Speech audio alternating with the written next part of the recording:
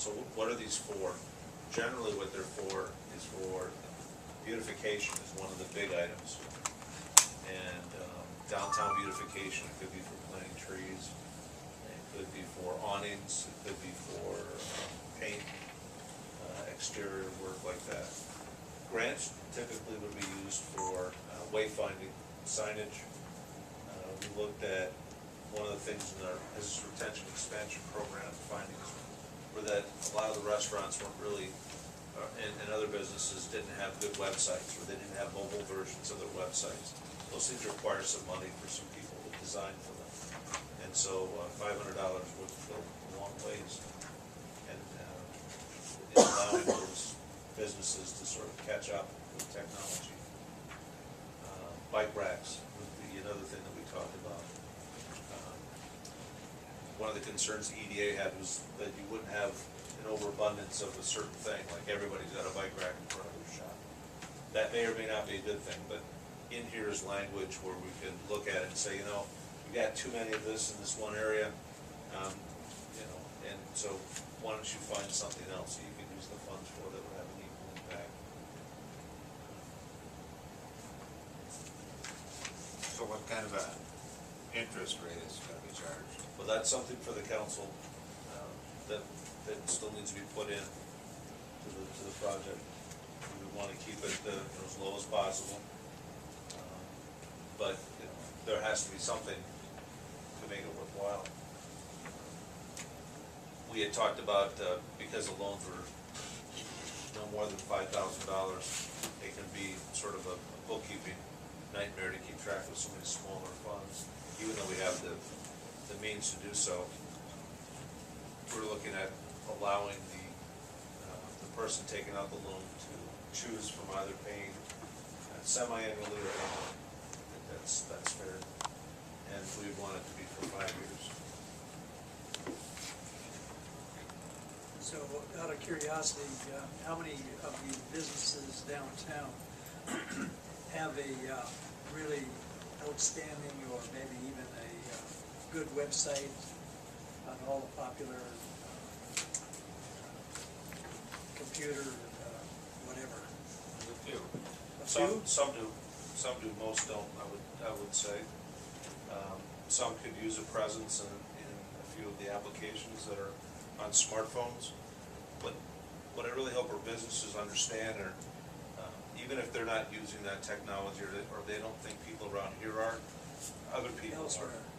People that are driving on the interstate that see the sign of Rushford and they pull it up on their phone and say, well, what's there to do down there? There's not a whole lot, we don't have a great web presence as a community. And so we need to change that. And these funds, I think, can go a long way into putting our electronic footprint out there a little bit better. So, with $500, do any good effort toward that? Yes. I think that'd go a long ways. Yeah, that pretty much. We Yeah. had a lot of grants that went out, Blanton funds, you know, that we had after the flood. That got Ross's Rushford Area Society, the arts website started. 30 or 40 people that Yeah. got websites to go out. Now, maybe they haven't updated them, so this money they could update it and split it up and give it themselves. Make mobile versions of it, because sometimes on a phone, it looks different than it does on a computer screen. So you make a mobile version.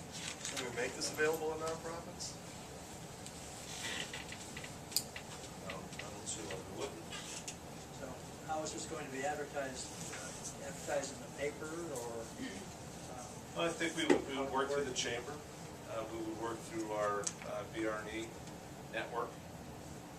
Although BRNE was for the Tri-City area, these funds would just be for the city of Rushford. But it's really important for council to understand the purpose and the first two paragraphs of purpose and the recognition of needs, because I think that really states the intent. We're gonna be fielding, or we possibly could be fielding some questions about funding certain projects that we may say yes to and we may say no to, and that would always bring some controversy. But we think that within the parameters of this, what it is that we're trying to accomplish here, certain things that will stand out is they don't fit, and we have to be willing to say no to that. I think council needs to be able to back up the EDA and agree with that, or if you have a different interpretation of it, to make sure that the EDA understands that.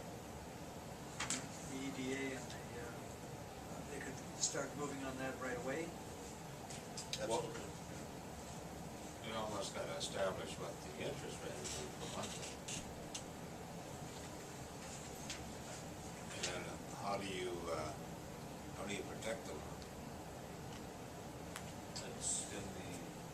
It's in the program. If it's a loan, there's a UCC that's required and a second mortgage, which I personally think is a little onerous for $5,000. Yeah. But that's what the EDA came up with. I mean, if you're gonna put $5,000 worth of paint on your building, which I don't think is a whole lot of money, you really need to go out and get a second mortgage because of it. So I'm reading this here, $20,000 loans. No, total. That's the pot of money that we would set So that aside. would be a one-time pot of money taken out of the EDA set aside. It's segregated. And 5,000 Assuming that for there's applications for the total. Yeah, well, that's the point, if it's above $5,000, then allocated. it's going to the regular process, to the revolving loan fund. Right, exactly. This is just for a sliver of need in the community. But I think it'll be interesting to see. Many communities that start these, they think there's a need, and when they actually roll it out, no one applies. And others, they get inundated. So we're really not sure how, we think that there'll be some use, otherwise I wouldn't have bothered with it, but. This doesn't preclude a business from asking for a revolving loan of more than $5,000 to This is just accomplish a larger project. This is just a quicker, cleaner way of doing Yep. it for $5,000 less. Right, with much reduced paperwork.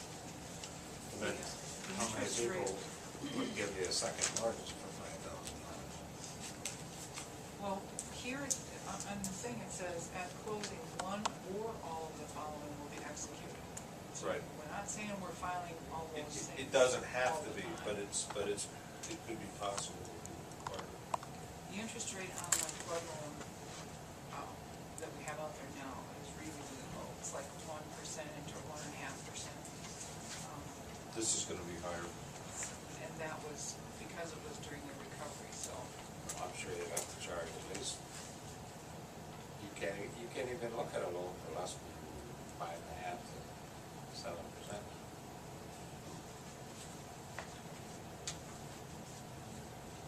Really, you only, if you look at it in a way that you just need to cover your administrative costs, do you really want, are these to make money? Do you really need to make money off of these smaller loans?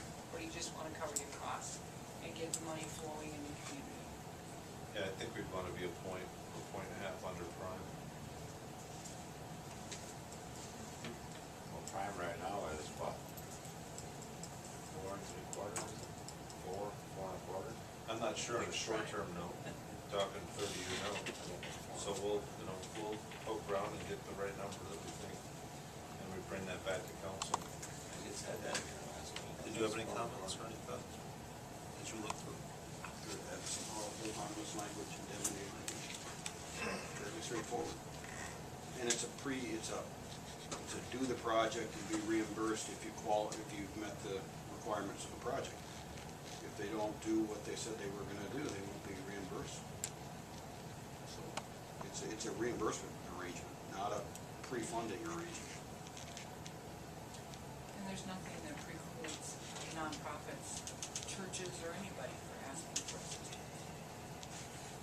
There isn't any language in there, so if you want it, you'd have to let me know.